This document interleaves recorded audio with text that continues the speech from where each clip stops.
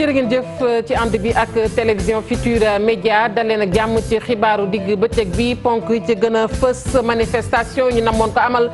fële nag ca Diouloulou ak ki nga xamante ne moo fa waroon teew amal fa nag waxtaan muy rek Salif Sadio mi nga xamante ne nag moom responsable MFDC la waaye mujj la antu ca Diouloulou la yëfee rek naroon xewe waaye nag kilifa yi nga xamante ne ñoom ñooy kilifa yi kon gox ba nanguluñ ko ndax nee nañ nag dafa teggi yoon ndax loolu nga xamante ni moom mooy manifestation ba waru ko fa amal fu ma waroon jaar ba ñu nangul ko jaaru fa moo waral nag ñu daal di ko koy lankal itam place ba nga xamante ne sax fa la ko waroon defee place boobu nag boo xoolee dana ko daal di rek wër ngir rek bañ kenn nag daal di fay mën a yegg dinañ jokkoo ak Boubacar Diassi du suñu ndaw bi ñu toogal foofee ca diwaan ba beneen ponk ci biir xibaar yi ñeel contrat de fermage yorinu ndox mi nag ñu war ko rek jébbal Suez SD nag fi ne nii nee nañ may nañu ko rek ak néggandiku maanaam yoo xamante ne dana fi toogaat di ruk ñeenti weer lépp nag ngir mën a may rek kër gi di Suez nag ñu daal koy mën rek jébbal ndox mi SD niñ ko xamee nag nga xamante ne ndox mi fii ci Sénégal booy xool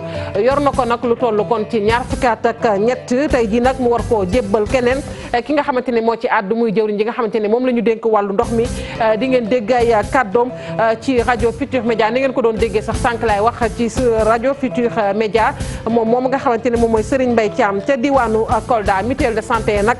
daanaka bay xool yu bari tëj nañ seen i buntu li ko waral askan wa dematuñu fa ndax seen tolluwaay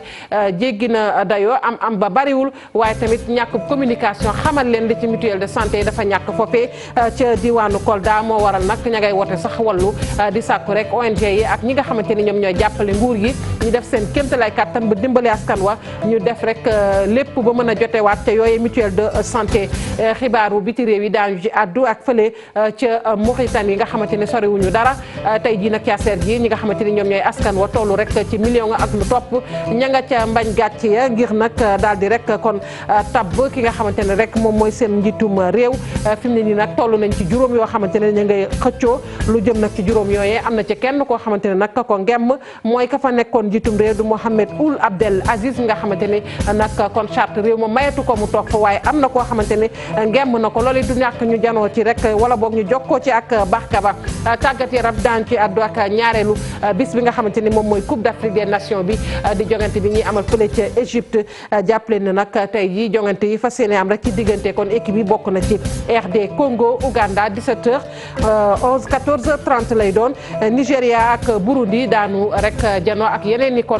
équipe yoo xamante ni ñu ngi leen xaar ci ñaareelu bisub tey ji Sénégal nag ëllëg la fas yéene rek moom def comme dugdoom bu njëkk ak Tanzanie la fas yéene rek janool mbokk yi ponk yaa ngi nii bu ngeen taaxamle tuuti ñu faram fàccee xibaar yi.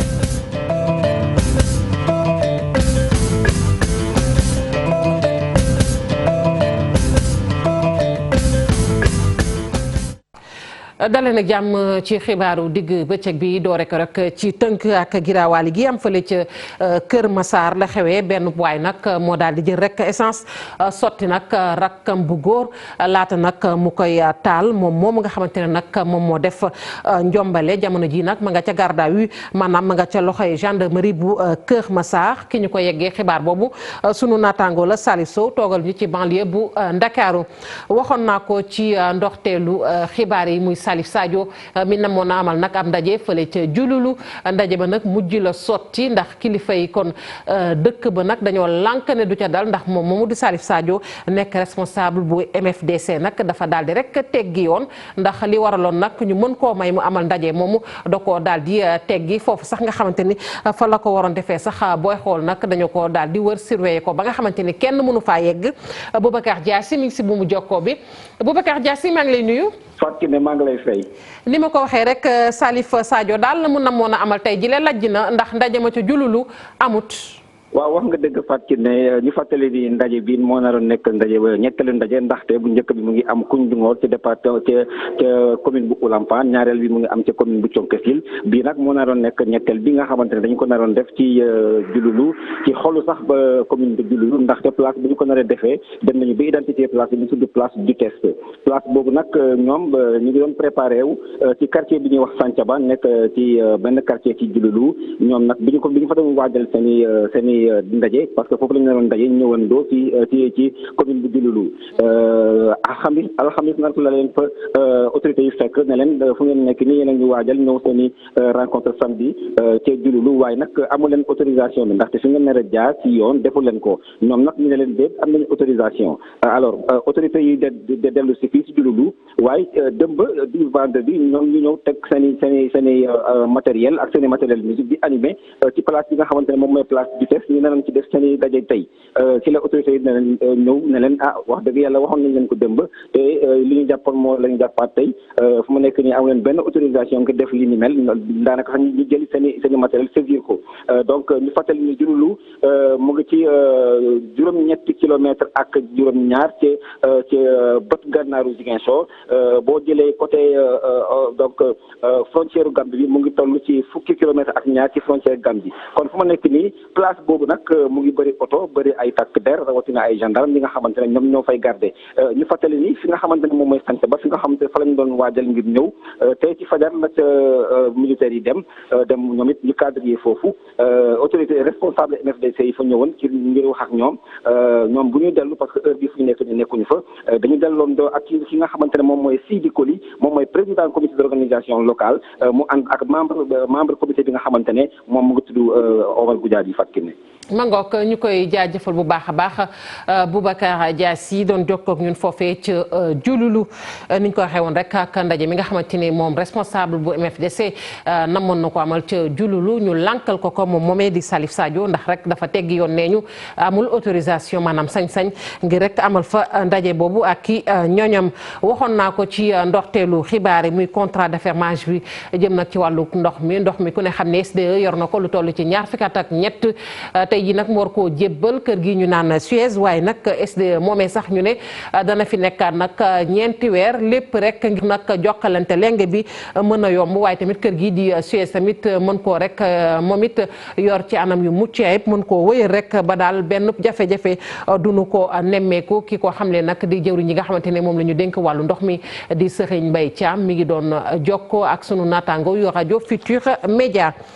ñu des ba tey ci wàllug ndox mi bi yoon nag wax ci forum bi nga xamante ne fas nañ ko yéene amal fii ci Ndakaaru loole nag ci atum 2021 lay doon ñu ne nag ngir rek forum boobee antu faawu Sénégal nag dugal koppar yu tëre lu toll kon ci ñeenti millions la ñu wax ci euro maanaam ñaari milliards yu toftal juróom benn téeméeri millions ak ñaar fukk ci suñu koppar ñu ne nguurug Sénégal dana ko joxe rek ngir ñu amal forum boobee jëm nag ci wàllub ndox Mignane Diouf nag moom nam ko xamalee rek moo di ne yëf yi daal ak ar nag da cee am maanaam njaaj ci kaw loolu sax mi ngi sàkku ci njiitu réew mi Macky Sall nag mu xoolaat bu baax a baax balaa ndaje mu yaatu moom di ñëw ci fàttali atum 2021 la moom coordonnateur bu forum civil nag di sàkku daal ay saafara na mu gën a gaawee ci wàllu ko ndox meeg jafe-jafe ñi faral di nemmeeku dañu ci ànd ak Maymuna Njaay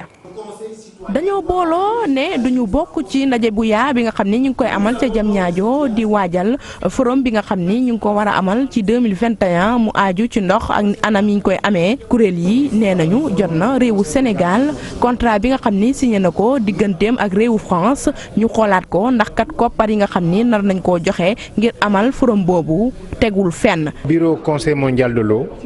xaatim na benn contrat ak waa Sénégal. pour que waa Sénégal jox leen 4 millions d'euros. dañ gis ne comité bi nga xamante ne mooy organiser loolu association boobu association la boo xamante ni ñett juróomi nit ñoo ci nekk déclaré ko France def ko seen moomeel loolu pour ñun arnaque la ay naxee la moo tax ñu yaakaar ni au lieu que Sénégal di d'accord di joxe 4 millions d'euros Sénégal jël 4 millions d'euros yooyu am fu mu ko dugal ci biir Sénégalais yi. réewu Sénégal léeg-léeg askanam ñenn ci ñoom ay jafe-jafe yu tar la ñuy jànkoonteel ngir jot ci ndox mi looloo tax Mignane Diouf ne jot na ñu jubbanti bu baax laataa ñuy dem ci ndaje bu yaa boobu. résultats yi war a am bu dee ndaje bu mel noonu am na li ñu ci waroon a xaar ci ay résultats mooy que ni nan la forum di réfléchir pour mën a wax wala gunge sunu décideurs yi ne ndox ni la ñu mën a doxalee pour wàññi ko ndox fi mu ñàkk ni la ñu mën a doxalee pour que fi mu ñàkk mu teew fa ndox ñi ki amul fi mu yeggul ni ak li ñu war a mën a doxalee pour que mu yegg foofu mais li ci gën a am solo mooy que ni ñoom itam ñu xam ne ndox du marchandise. bu weesoo pencoo bi ñii fi daje nee nañu dinañ amal ab charte boo xam ne ci la ñuy sukkandiku ngir kat yenn jafe-jafe yi ñu jubbanti bu baax laata ñuy dem ca boobu leen daje. di ko jaajëfal Maymouna Ndiaye ca diwaanu Kolda nag mutuelle de santé yu bari nag tëj nañu seen i buntu li ko waral gisatuñu rek askan wu fa yegg ndax askan woowu sax booy xool tey ñu ngay dund ay jafe-jafe ñu bari nag booy xool seen gafa nag taxu kaa demee noonu ba tax na nag daal ñu ngi sàkku daal ndimbal nuñ leen mën a jàppalee bu baax a baax ngir nag mutuelle yooyu askan woo mën taa yegg ci kaw loolu képp kuy ONG mbaa boog sax ngay partenaire buy jàppale nguurug Sénégal ñu ngi lay woo nag ci mbir moomee waaye tamit la ñu seetlu rek moo di ne tey jii ñi ca gën a loru mooy ñi nga xamante ne ñoo ca gën a néew doole leeral li dañ ci ànd ak Abdoulaye Diallo. mutuelle de santé yu diwaanu Kolda ñoo dul jot ay nit ni mu waree lu gën koo bare ci yooyu mutuelle dañoo nekk ci ay jafe-jafe ndool mi ci askan wi ak ñàkkum wasaare xibaar bi ajowoo yile mutuelle moo waral situation bi ni mel ci kàddu ñenn ñi daanaka as tuut ay salarié ñoo faral di fa bindu di xalaat bi bàyyeekoo ci jarafu Kolda kii di Abdoulaye Bibi Baldé doon tamit directeur général poste. D'ailleurs les populations démunies ne peuvent jamais accéder à. néew ji doole yi duñu mës a faju ni mu waree ndax de wàllu paj bi dafa laaj ay koppar ñi si gaaw a jot ñooy ay nit yi nga xam ne ñoom dañoo am yenn privilège yi mbaa ñuy am yor weer wu ne te ñuy jot xibaar bi leen di xamal ne lii boo ko defee doog a jot ci leneen li donc ñi nga xam ne ñoom amuñu yooyu yëpp nan la ñuy fajoo moo waral ñu bëri bi ñu feebaree du ñu faju ndaxte amuñu ay koppar. Et ça aggrave leur maladie. ngir dimbale ay njaboot néew ji doole jaarale ko ci seen mutuelle de santé commune Kolda moo daal di fexe ni ay njiitu diine ak ay jàngalekat daaray alxuraan bokkee ca seeni mutuelle la. waaye nag ñu nit dañuy gën a accentuer ci sensibilisation bi pour nit yi gën a xam gën a dugg ci mutuelle bi parce que ndimbal rek a ci nekk te bëgg nag ñëpp nekk ay bénéficiaires classiques ndax une fois que nguur gi dem bëgg nañu nguur gi yàgg di ko accompagner ku ñëw nag accompagner lii parce que lu am solo la mais même buñ ñu jàppalewul ëllëg fekk ñun mii ñu mën a doxal liir ba màgg na mun na dox moom la ñuy wut. mu waral ñuy ñaax mboolem ONG ay partenaire nguur gi ak ay bonne volonté ni ñu jàppalee askan néew ji doole ak gone ya ca daara yi ngir ñu mën a bokk ci yile mutuelle de santé. gannaaw Kolda ñu yegg ba Richard Toll ak maire ba di Amadou Mané Diop nag am na ay kàddu yoo xamante ne yëkkati na ko rek wax ci diggam ak compagnie sucrière sénégalaise muy nag diggante boo xamante ne diggante mu ñagas la moom maire ba la mu xamle rek moo di ne compagnie sucrière sénégalaise la mu bëgg nag muy daal di rek samp ab complexe sportif buy toll ci ñeenti téeméeri millions loolee mënta nekk fileeg nag compagnie sucrière sénégalaise nag di rek daal di wul sàmm li nga xamante ni moom mooy contrat ba ndax bu ñu xoolee mbirum suuf la faaw nag kon yorin bi ñu teg ko ci yoon ñu teewlu ko moom Amadou Mané Diop mooy maire bu Richard Toll ci micro Seynou Diop. conseil municipalité bi yaakaar naa bu weesoo benn nit conseil bi yëpp tey d'accord nañ ni position wu maire ak bureau municipal bi ñoom ànd nañ si jàppale ko si loolu carrière boobu bokkul si ñun suñu wax lu nu wax mooy que ni foofu au-delà de parcours ñun dañu am mairie bi commune bi dafa am benn vision bu gën a yaatu loolu nu fekkoon fa ay kamb nu jël arrêté en 2015 nu ni kamb yooyu nag dañ koy sëkk ak d'accord si nag si réunion bu ñu defoon gouvernance Saint-Louis ak les techniciens de l'administration nu nañ ko sëkk ak mbalit ba mu am benn niveau nu rembler ko ak suuf def fa ay garab mu nekk un poumon vert de Richard Toll parce que xam na ne Richard Toll bëri na pollution donc loolu mais sasunu leen loolu bokkul si préalable yi donc loolu aussi il faut que mu leer loolu sunu ñun ku ñu si jàppale xayrun ku ñu si jàppalewul it sasunu la ko donc loolu bu ñu jaxase mbir yi ñaari mbir yu bokkul la parfois nag nit ñi dañuy wax te duñu ko maîtriser wala ñi war a wax duñu wax. ki ñu toftal ci directeur bu service civique national di adjoint ba moom nag ma ngay sàkku rek ñu amal ay ndaje yu yaatu yoo xamante ni ci wàllug citoyenneté la jagleel ko rek askan wi ñu xam nag li nga xamante ni moom mooy seenu taxawaay rawatina ci wàllug tàggat yaram ndax léeg-léeg ñu gis loo xamante ni ñàkk ko yar la te loolu yëpp nag mën nañ ko xoolaat bu baax a baax Mouhamadou Moustapha Sylla lay wuyoo moom moomu nag niñ ko waxee rek ñu daal di koy toftal ci directeur ba muy directeur ba ci jëmi boppam mu amoon nag ab conférence boo xamante ne mi ngi ko doon amal conférence ba nag ci wàllub jàmm la ñu daal di ci ànd ak Babacar Diouf Ndonga Ndiaye ci leeral. seetlu bi leer na service civique moo ko def xamadi ak ñàkk civisme dem na loo xam ne ni tax na Sénégal mënut a jëm ca kanam. nag may ñaax sénégalais yi comportement yi dama ci wax tey étudiants yi rek laal naa leen xëy na waxtaan bi neexoon na mais aussi may wax ne li ma wax étudiants yi aussi c'est valable pour tout le monde dëkk bi suñu sport national léegi dafa mel ne mooy maa la gën a réew yow parlé wu autorité étatique parlé wu autorité académique loolu neex ngay wax nekk ci rajo yi di régler say émission di gaaru waale on n'a pas besoin de ça ci la daawul am saaga daawul am xolo mais léegi la ngay gis nga jël préfet pes nga jël fekk brigade gendarmerie nga assiégé ko la loolu fan lañ mën a jëme tey bu ñu demee ba nga xamante ni ay force de l'ordre dañ leen bay barricade wu mais xam leen ni kon fitna mi ngi commencé moom nañ leen ànd ak dal. seetlu bi nag ñoo ngi ko amal ci bés bi ñu jagleeloon programme bi nga xamante ne dañ ci yee gone yi nekk ci université yi ci seen àq ak seen yelleef. dañu jóg ñun Amnesty International am taxawaay boo xam ne moo di ne fépp fu université nekk si biir Sénégal dañ fa war a dem sensibiliser ndaw yi ci seen wàllu àq ak seen wàllu yelleef mu nekk loo xam ne jàpp nañ ne lu am solo la bokk na li tax université yi am un espace paisible maanaam jàmm gën a law ci biir université Sénégal yi. bés boobu nag section Amnesty International ci département bu Bambey moo ko yenn woon amal ko ci université bu Alioune Diop bu Bambey.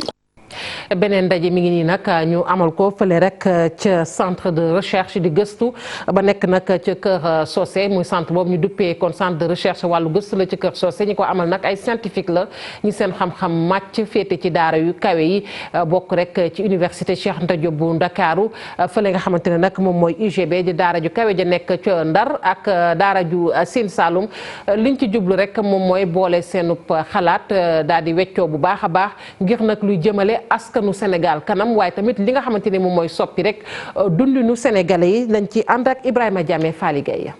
programme bi la ñuy duppee MARCAD nekk service bu parasitologie bu faculté de médecine bu université Cheikh Anta Diop bu Ndakaaru moom moo initié atelier international bi la lu mu ci jublu moo di capacité ñi nga xamante ni ñoom ñoo di scientifique yi waaye tamit sensibiliser leen ngir ñu gën a jublu pour seen liggéey am njeexital ci askan wi bu ñu sukkandikoo ci Oumar Gaye di professeur de parasitologie doon tamit njiitalu programme bi la loolu day bokk ci li gën a gaawal seeni carrière. parce que universitaire du rek da ngay jàngale wala di gëstu rek déet il faut que sa gëstu ak sa liggéey ak sa jàngale am impact ci communauté bi donc loolu lañ leen di tàggale pour wan leen encore que benn de leur mission majeure mission bu gën a am importance mooy que communauté bi gis seen bopp ci li ñuy liggéey ak ci li ñuy xalaat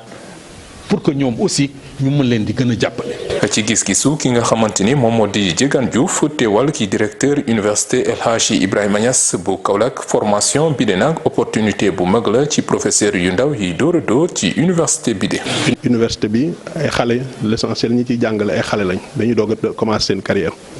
donc dafa am solo lool pour ñoom ñu xam nan la ñuy gérer seen carrière ba mën a yegg professeur titulaire classe exceptionnelle loolu lu am solo la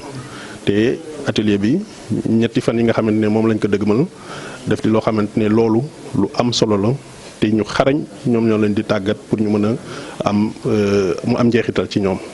teewoon nañ ci ndaje bi de lu mu néew néew ndawal ñeenti université muy université Cheikh Anta Diop bu Dakar muy UGB bu Saint-Louis ak université bu Kaolack waaye tam université bi ñuy duppee université des sciences et techniques bu réewum Mali.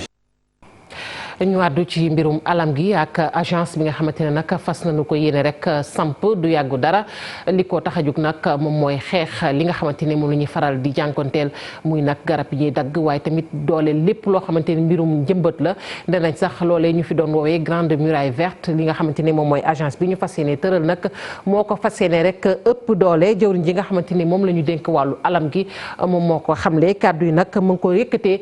ca département bu Mbour ba muy def rek njàngat ñeel département boobu mooy li nga xamante ne xayma nañu ko ci at mi foofee dañu fay fekk ji wala ñu teewlu jëwriñ ji nga xamante ne moom la ñu dénk alam gi Abdou Karim Sall ak ki nga xamante ne moom mooy Abdourahmane Diallo. dañu daje acteurs yëpp partenaires techniques ak financiers yëpp ñu daje fii ci Saly pour def li nga xam ne moom mooy sunu revue annuelle programme ak projet yi nga xam ne ministère bi am na ko. programme ak projet yooyu nag mu ngi concerné li nga xam ne mooy littoral bi mu ngi concerné li nga xam ne mooy forêt bi mu ngi concerné li nga xam ne mooy parcs nationaux yi mu ngi concerner li nga xam ne zone humide yi la mu ngi concerner li nga xam ne mooy aire marine communautaire protégée yi la donc autant de projets et de programmes yoo xam ne dinañ ko càmbar passer ko en revue pour saytu fan lañ ci toll ak yan jéego la ñu war a teg pour gën a dem ci kanam conformément ak li nga xam ne moom mooy indication yi nga xam ne moom le chef de l'État joxe. ci fan yu néew bu soobee yàlla dinañu taxawal li nga xam ne moom la ñu tuddee l'agence sénégalaise de la reforestation moom nag responsabilité am c'est une responsabilité nationale xaw na sut tuuti responsabilité la Grande Muraille Verte qui a une responsabilité territoriale. mangook ñu dem ba fële rek ca département bu Kébémer nag du yàgg tamit foofee ñu ne lañ fa bëgg rek moom mooy daal di fay nag dooleel lépp loo xamante ne soxal na wàllub industrie ngir nag li nga xamante ne nii jëm na ci wàllub mbay ma mu am fa doole waaye tamit li nga xamante ne nii dafay génnee kon ci géej gi moo xam jën yaak yooyu ba ci wàllub càmm gi ñu fexe rek ba gën kaa dooleel foofee ca département bu Kébémer ki nga xamante ni moom moo jiite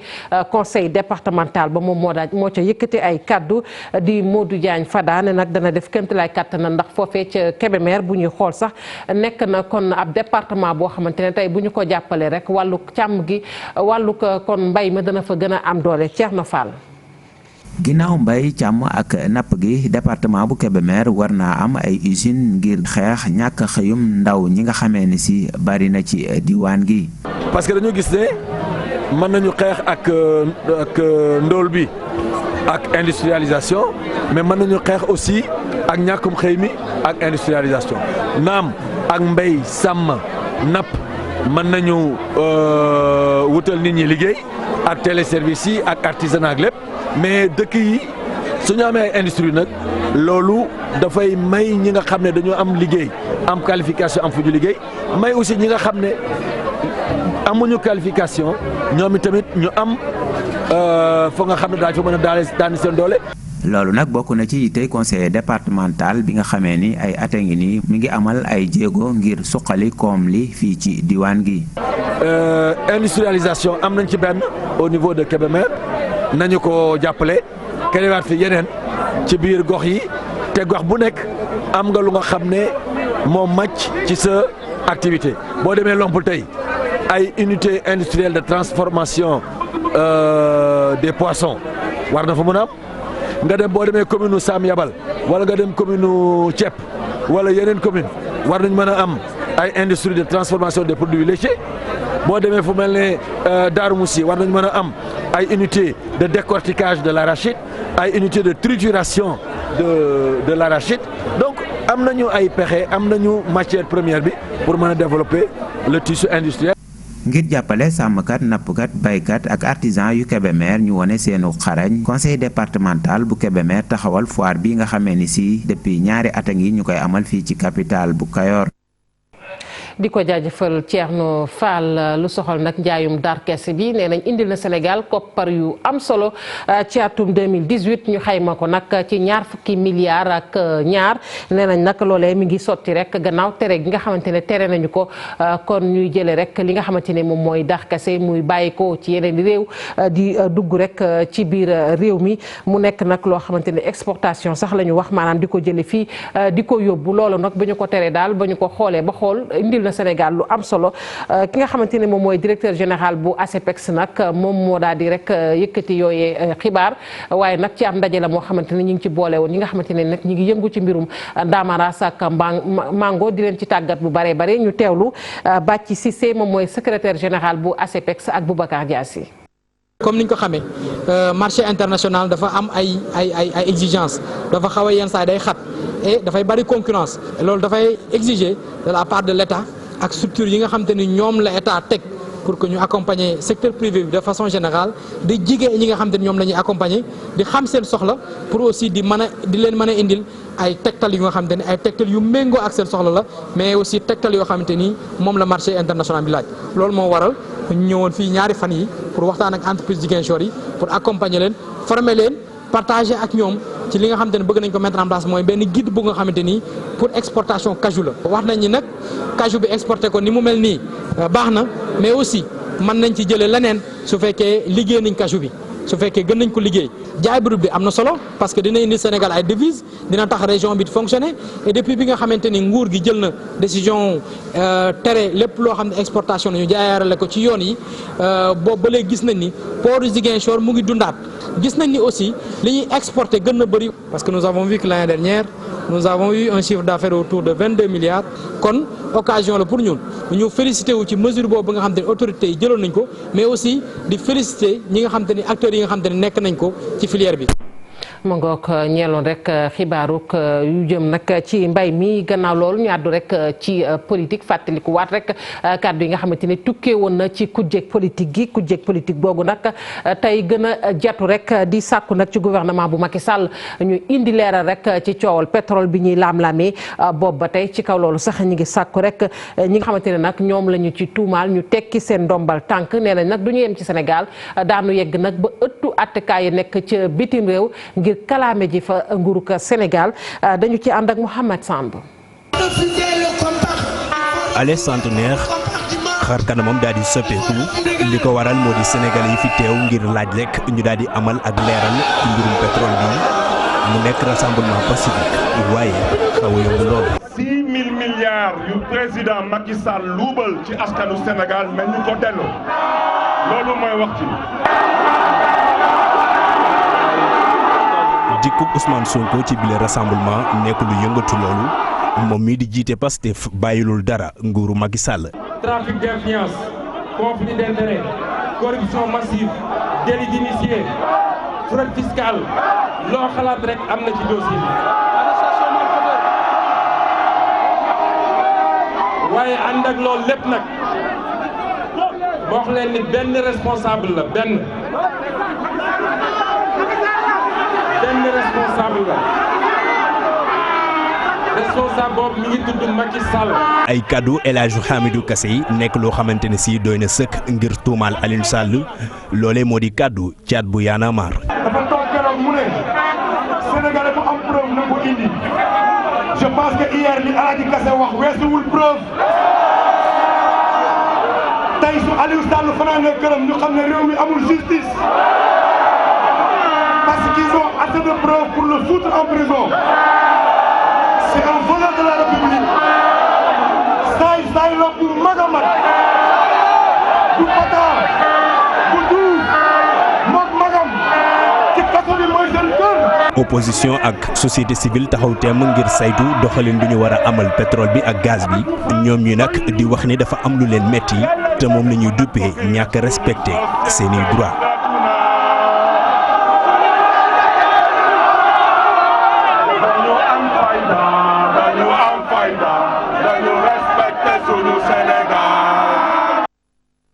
mu nekkoon nag seenub dajaloo bu ñu leen nangul bi yoon foofee ca place de la nation sénégalais yi nag bari ñu leen ca fekk ji ñoom waa kujje googee ñëpp manko nag ne contrat yu soxal pétrole bi na leer nañ waaye kii di Aliou Sall tamit na tekki ndombal tànkam Habib Faye. bile yoon amul sànni ay lacrymogène ak ik sànnantey xeer plateforme bii di aar li ñu bokk ñoom dajale nañ askan gu bëri comme nañu ko bëggee woon ñoom ñooñee ne ay citoyen lañ waaye yu engagé dox nañ seen tànk dem ca allée du centenaire ngir rek dëgg gi gën a mën a jib ci li ñeel wàllum contrat yee ñu xaatim ci mbiru pétrole beeg gaz bi. On valide le combat et que ñu ngi ñaawlu vraiment scandale bu mel nii. doxalinu réew mi doxalinu chef de l'état bi ak rakam ak ñi mu am comme complice donc ñëw fayit moo ñu fi indi. bu dee réew mi moom nii rek lay doxee moom dëggam ñi si taax yi ñoo mënta jot ci pétrole ay ciment ak ñun ñi sa àll ba waaye nag ñun daal bu ñu tañee itam pétrole bii bu ñëwee dinañ ko awalew yoon bañ ñun àll ba li nga xamante ni moom lañ soxla sim ndox ak courant ak matériel bi itam ñu jot ci te it nag la buñ ci jotee ñu séddale bu normal. ñun mu yéex ko autorisé ak ñàkk autorisé lim ñu may tey victoire la pour l'ensemble des mouvements citoyens mouvement citoyen nag tak moo tax may wax parce que ñoom ñoo porté combat bi du combat politique combat citoyen la. nekkul loo xam ne dañu ñëw pour xeex pour xuloo pour non juste pour laajte rek ce qui se passe lan moo xew ci suñu gaz ci suñu pétrole ci suñu zircon ci suñu or maanaam ci suñu ressource réew ñu bëgg a xam ce qui se passe. man suñ may wax dama ko classé haute trahison délit d'initié parce que rakam moo ko ci dugal bu ko ci dugaluloon kenn ku tudd Aliou Sall da nga ko yab rek moom lu mu am du ko doy poste premier ministre daf ko jëlaat nag daf ko ci boppam ku lekk lépp nag fot démocratie bu àndul ak marche kooku du démocratie démocratie foog nit ñi di wax seen xalaat nit ñi bu ñu amee lu leen naxari foog ñu wax ko politiciens yi mënuñ leen a fal jox leen réew mi ñuy def lu leen neex te nit ñi duñ amuñu droit wax ko. moo xam nga fare ci ujjëg politique gi wala sax ci société civile gi ñoom ñooñee yëpp jël nañu kàddu jaar ca podium ba wax ak askan wi ngir ñaawlu anam ba nga xamante ni nee nañ jaar yoon régime bi yoree ko réew mi. fépp foo xam ne ñu ngi fay oote dëgg dinañ ñëw taxaw wax liñ ci xam dik ci kaw ndigal bi mu jot jógee ci Serigne Bassirou Gueye procureur xam nañ ne appel à témoin loolu mosu fi am ci Sénégal xam nañ ne bu fekkee ne am na ci bii mbir ñoom li ñuy jéem a seet mooy naka la ñuy laq mbir mi. santoon nañu itam nun ñu defoon demande d'enquête parlementaire ndax mois de janvier dugaloon nañu benn demande d'enquête parlementaire boo xam ne ci wàllu permis yi la woon pour Alioune Sall mais bi ñu ko dugalee président Moustapha Niasse da koo jël teg ci tànkam. C'est pas un problème de parti politique, ni un problème de parti d'opposition ou de parti de pouvoir. C'est un problème des Sénégalais et des Sénégalaises. li ñu bëgg mooy sur pétrole bii vraiment ñu am ci 10% kon ñun boobu ñu tëdd nelaw. loolee waral na ñoom ñii ne dañuy dàbbaliwaat li ni mel ni ko ajuma ji di ñëwaat plateforme bi taxaw te mën ne xalaatul benn yoon bàyyi bileeg mbir mu sedd fileeg contrat yile leerul ci mbiru pétrole beeg gaz bi. Habib Faye lu soxal contrat yooyu ak leeral ga ñu ca bëgg secrétaire exécutif permanent bu Benno Bokk Yaakaar nag mi ngi dalal xel yi nee na président Sall moom nag daal dinay rek sàkku yoon mu leeral ci mbir moomu di mbirum Petro-Tim waaye nag bu ñu jàpp benn yoon ne coowal pétrole bi mën naa indi gàllankoor rek ci dialogue national bi nga xamante ne nag kon daal dinañu koy door naka noonu mi ngi sàkku rek ci sénégalais yi ñu def seen kéemtalaay kàttan ànd akub jàmm Cheikh Diop lañ ci àndal Pape Sangone Mbaye. mbirum Alioune Sall mu mel ni soobu na bu baax ci conférence de presse bi nga xam ne secrétariat exécutif permanent bu Benno Bokk Yaakaar doon amal mouvance présidentielle bile di addu ci li nga xam ne rek moom moo di sortie bi El Hadj Kassé defoon ak itam yenn ci ay menaces yoo xamante ni rek ñi féete ci kujj gi ñu ngi koy def ñi lee di dalal xelu askan wi ci wàllu wu ni mel. du El Hadj Kassé du Yaxam du Mor Ngom du Zahra du Momar Sam li ñu war a yitteel mooy. képp koo xamee ne ginnaaw président de la république fexe na ba justice bi maanaam yoon teg loxo ci mbir mi di ko saytu ba ñu commencé di déglu ay nit képp ku am loo war a mën a wax dëgg yàlla am na foo ko war a mën a waxee te li ñu ñaan mooy justice def liggéeyam ñi mu gën a rafete ñoom ñi li di xamle ne ba tey mbirum Petro-Tim bi du salfaañi benn yoon li nga xam ne moom moo di dialogue national bi. dara waru ko perturber. dara waru ko yàq ñëpp dañ ci war a tënku ndax mooy penc mi te képp ku bokk ci penc mi war nga faa mën a ñëw wax sa xalaat. boobu la dialogue national lu mu und moom moo di daal di boole askan wi. ndax li am solo ci loolu waxtaan woowu booloo bokk waxtaan diisoo googu ñëpp seq ko moo di liy dëgëral suñu institution luy jàmmal sunum réew luy jàmbal nekkul askan wi. luy boole xol yi ak xel yi. secrétariat exécutif permanent bu Benno Bokk Yaakaar di ñaawlu bu baax kàddu yi nga xam ne Ousmane Sonko daal dina koy yëkkati daal di koy jagleel lépp lu soxal wàllu dundin bu seer bi. ñile daal di mel ni ñu koy tontu daal di jëmmal bu baax a baax bilan bi nga xam ne Macky Sall daal di koy def ci lépp lu soxal wàllu économie. cant ak ngërëm ñeel na la Cheikh Diop ñu wax rek ci woteek njiitum réew fële ca Mauritanie tey ci aseet ji nag kon doomi Mauritanie yooyu rek sëgg ci mbañ gàcce yi million lañu ak lu toftal juróom benn candidat ñoo yootu kon réew ma juróom ya fare ci ku jégga kenn ka moom ki nga xamante ne moo fa toogoon nag de Mohamed Ould Abdelaziz moo ko ngemm ndax moom moomu nga xamante ni rek charte réew ma daf ko rek aye lankal ko mu amaat beneen mandat ca réew ma suñu envoyé spécial Barka Ba lañuy fekk ji ca Mauritanie Barka maa ngi lay nuyu bu baax. maa ngi lay fay soxna Fatou Kiné. donc Barka ni ma ko waxee rek kon tey ji foofee ca Mauritanie ña nga ca mbañ gàccee ngir rek tànn seen njiitum réew juróom benn ci la ñu toll juróom yi ci kujje gi wax naa ko léegi kenn ki ka fa nekkoon njiitum réew ngemb ko Barka noo jàngatee rek tey ji bisub wote ba. waaw bés bi voté la vote bésu pour le moment tout est calme fii nii amul benn jafe-jafe nit ñi teel nañoo génn très tôt dem ci bureau de vote yi ci sama gis-gis taux de participation bi ci élection bi soo moytul dina nekk un taux de participation bu assez élevé soo ko méngalee ak élection yi ñu fi doon faral di gis surtout bu dernière présidentielle bi 2014 bi yaakaar naa ne déjà mobilisation bi fii am ñu gis ko nemmeeku ko ren wute na lool ak yi ñu doon gis yi lu muy wane aussi que élection bi soxal na Mauritaniens yi amal na leen njëriñ bu baax a baax te loolu la ñu nemmeeku ci campagne bi yëpp candidat yi def ci seen loxo bu baax a baax a baax. ban jàngat nga ñu mën a defal également ci kooku nga xamante ne tey moom la ñu jàpp ni moom mooy dauphin ki fa toogoon ndax moo ko ngemb ndax ku ne xam na ni moom moomu di Mohamed Ould Abdelaziz charte réew ma daf ko lànkal mu amaat ñetteelu mandat kon. waaw man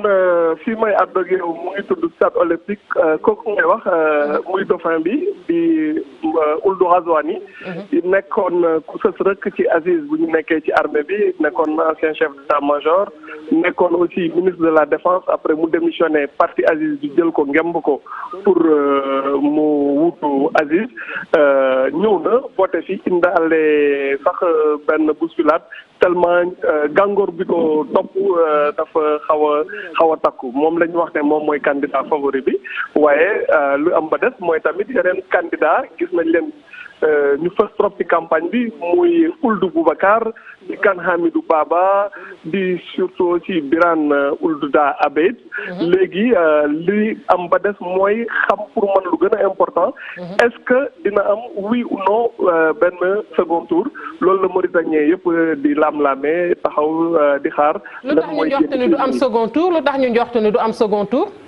non kenn waxul ne ndax dama ne nit ñi lu ñuy lam-lame mooy est-ce que dina am wala du am na ñu bëri ñoo xam ne dañoo jàpp ne ni ñu gisee configuration élection bi normalement dafa war a am second tour waaye est-ce que loolooy am wala du am loolu peuple mauritanien bi moo koy décider et puis lu ci mën ci génn ñu toog ñu observer xam nan la askan bi voté. ma ngoog ñu ngi lay jaajëfal bu baax a baax Bark Ba nga nekkal ñu foofee ca Mauritanie wax nañu ko léegi mu jëm nag ca woteeg faluk njiitu réew ma juróom-benn di ko yóotu juróom ya fare ca kujje ga kenn ka nag doon koo xamante ne jàppee nañu ko dauphin bu Mohamed Ould Abdelaziz ndax moo ko ngemb dinañ ci dellusiwaat ci suñu yeneen jotaayu xibaar ci noonu nag la ñuy jàllee rek ci xibaaru tàggat yaram yi gannaaw bàkk bi lay doon. samedi bi fii ci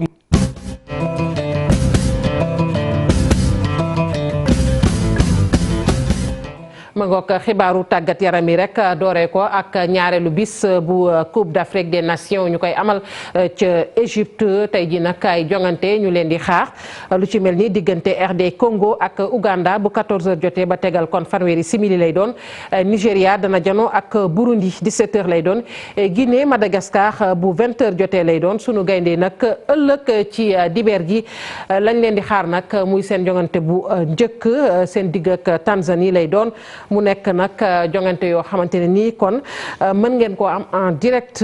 ci rajo Futur Média ñu des ba tey ak CAN 2019 boobee ca Égypte dellusiwaat nag fii ci Ndakaaru dem ba ca daara ju kawe ja di université Cheikh Anta Diop foofee nag ñu amal fa ay écran géant ni ñu koy faralee di defee nag saa su ne ndax la ñu bëgg rek mooy étudiant ngeen nekk foofu ba ci sax ñi nga xamante ne ñoom ñooy romb ba ñu umpale nag Coupe d'Afrique bi ñu mën a profiter bu baax a baax ni seen i ñooñ seetaan Coupe d'Afrique bi waaye tamit supporter ñi nga xamante ne ñoom ñooy sunu gaynde yi Aïssata Gueye Ba Mardien. fii ci université Cheikh Anta Diop de Dakar ay affiche lañu fi fekk yi wane rek 3 couleurs yi représenté drapeau national bi ay écran géant loolee yëpp ngir supporter ñi di Lions de la Teranga ci 32e édition bu CAN 2019. am nañ ay salle de télévision yu bëri lu mu ci néew am nañ au moins lu ëpp. ñaar fukki salle de télévision yoo xam ne ñoom dañ ciy seetaan ay match maintenant bu nekkee CAN li nga xam ne moo ciy bees mooy ñëpp dañuy bëgg a seetaan ñi nga xam ne sax sport daawuñu ko seetaan dañuy bëgg a seetaan rawatina bu Sénégal demee ci Coupe d'Afrique loolu tax pour may ñëpp mën a seetaan ñu jël ay dispositions pour defar ñetti bërëb yoo xam ne étudiants yi dañ fay mën a seetaan te lay groupé bërëb bu njëkk bi ci gën ëpp solo mooy fi ñu nekk ñu tuddee ko village de la CAN mu am écran géant ba pare am ay décoration boo xam ne day am ay fo yu bëri yoo xam ne entre match yi dañ ciy am bërëb bi également bëgg nañ bu match yi Sénégal di am ñu woo koo xam ne moom ab chanteur la waxtaan nañu ak Omar Pène ba pare bu ñëwee day seetaanandoo match bi ak étudiants yi bu mi-temps jotee wala bu jeexee mu jouer ay morceaux yu mel ne supporter ak yooyu. ay mayo ak i brassard loolee yëpp ngir wane rek jàpp gi ñu jàpp li di CAN 2019 boobule étudiants yi daal di rek def li war ngir wane seen cofeel ci gaynde yi lee. ñun tamit en tant que étudiant à notre niveau jënd nañu ay mayo ay brassard voilà ay banderole ay drapeaux pour supporter les Lions du Sénégal. sama chambre jot na fa def quelques décorations pour équipe nationale du Sénégal pour gën leen pousser et en même temps li ma mësul def sama xol sama jabar ji jëndal naa ko mayo bu rafet bindal ko turam. depuis 15 heures ba tey maa ngi toog fii di xool décoration yeeg ambiance yeeg yooyu te loolu j'en suis ravi daal parce que ñun amuñu lu dul Sénégal. ay étudiants yu am yaakaar loolu ci gaynde yi lee ñoom ñee daal di rek génn ngir màggal li di CAN 2019 bu nar a am li ko dalee vendredi bi ba fukki fan ak juróom-ñeent ci weeru juillet. ma ngoog di ñaanal sunu gaynde yooyu ëllëg ñu fas yéene janook Tanzanie mbokk yi fii la ñuy tàggatoo ak yéen ci xibaaru digg bëccëg bi sant leen gërëm leen yéen ñi farewoon ci machine bi ak ñi jàpp ci xibaar yi ba mu sotti rédaction bi dig na leen daje ci yeneen jotaayu xibaar ñu leen di ñaanal kenn dalug jàmm te di ko sàkku ci yéen.